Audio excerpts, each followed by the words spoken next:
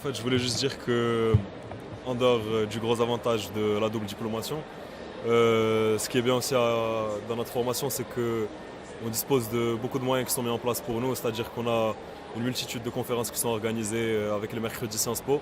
C'est-à-dire que chaque semaine, on assiste à des conférences avec des personnalités, qu'elles soient politiques ou intellectuelles ou culturelles de manière générale. Et ça nous permet d'augmenter grandement nos connaissances et nos cultures, etc. Et d'avoir des points de vue différents à propos des sujets qu'on traite de manière générale, de manière académique. Voilà. Si quelqu'un veut rajouter quelque chose? Non? Non? Merci. Alors, quelles sont vos attentes que vous espérez de cette COP?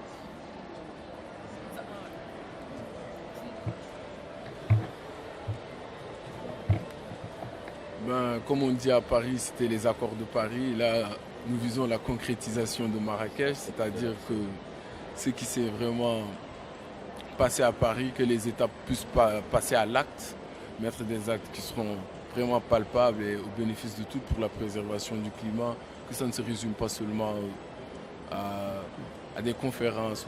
Voilà. Donc, mes attentes par rapport à la COP, déjà j'aimerais bien qu'on parle moins et qu'on agisse plus.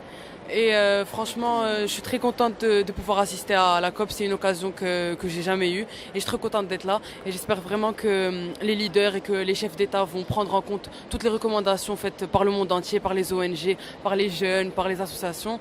Et voilà. Voilà, moi j'aimerais rajouter que en partant de nous, par exemple, il y a un travail énorme qui est fourni avec la COP. Il y a énormément de personnes qui sont impliquées. Donc voilà, ce serait dommage de ne pas pouvoir constater dans le futur proche ou lointain plutôt de réels résultats et des changements et une sorte d'engagement un peu plus déterminé dans la cause de l'environnement. Et voilà, c'est aussi une occasion pour nous d'accroître nos connaissances et de découvrir de nouveaux horizons. Je n'ai rien à rajouter. Je peux juste dire que, en effet, c'est la COP de l'action. On attend que cette COP soit la COP de l'action et que tous les accords de Paris, comme a dit Wagui, mon camarade, soient mis en place maintenant. Donc en parlant, je vais rebondir sur le point qu'a traité Wagui et par de suite qu'a traité Victor. La COP de l'action. En fait, l'accord de Paris, on en a tous parlé, c'est un accord historique.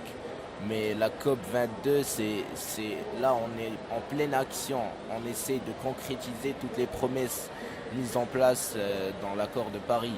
Et en fait, comme l'a dit Sa Majesté le roi Mohamed VI, on est plus dans les promesses, on est dans les actions. On était aujourd'hui, avant d'avoir l'interview avec vous, avec Monsieur Driss Liazami, et en fait il a cité un chiffre intéressant, c'est les 100 millions d'euros mobilisés pour la mise en place de la COP à Marrakech. Et comme il a dit, je vais le citer mot par mot, on n'est pas là pour faire la fête, on est là pour travailler pour un meilleur climat. Donc on est tous là, on est tous concentrés sur ce projet. C'est aussi, il faut voir que c'est aussi un point de départ pour le Maroc, pour l'Afrique aussi. On se lance dans l'international, on apparaît comme des acteurs importants. Il y a Salah Eddine Mezouar qui est aussi notre ministre des Affaires étrangères, qui est nommé aussi président de la conférence des partis. Et ça, c'est aussi intéressant. Donc voilà, on voit que le Maroc, il agit, on voit que le Maroc, il devient de plus en plus un acteur intéressant, un acteur qui devient de plus en plus puissant. Un jour, on pourrait être fier, on est fier de notre Maroc.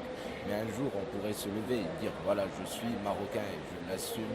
Mon Maroc, mon pays à moi, pèse. Et l'Afrique, toute l'Afrique pèse dans les décisions internationales. Et c'est ça ce qu'on attend de la COP. Merci d'avoir répondu à la question. Donc, Merci à vous, il n'y a pas de problème.